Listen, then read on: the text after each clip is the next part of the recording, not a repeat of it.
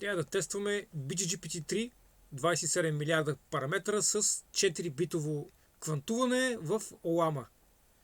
Това е безплатно в Kaggle.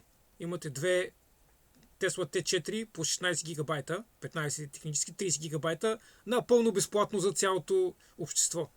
Кой е първият курс в света по универсален изкуствен разум? Artificial General Intelligence, къде е проведен, кой е автор, какво се преподава в него? Търси в интернет, ако трябва.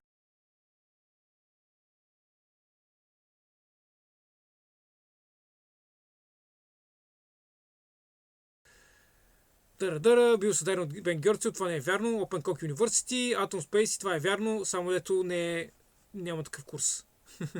Първият курс проведен в Пловдив през 2010 година. Кой е авторът? Авторът е Любомир Иванов, това не съм го чувал. Български изследовател в областта на изкуствения интелект.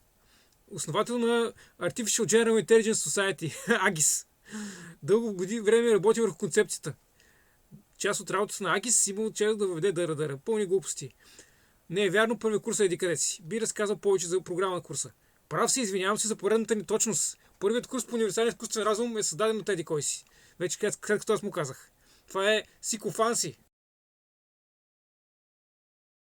Уникален за времето си. Дъра. Това са общи приказки. Това не е програмата на курса.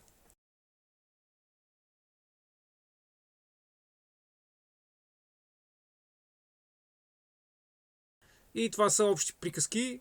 Тук знае за иерархична темпорална памет. Добре, тук разбира, че е от Джеф Хокинс. Това го е научило. Има пространствени половери в HTML. Друга работа от теория на разума и Вселената. И това са пак общи приказки. Нищо конкретно не е прочело.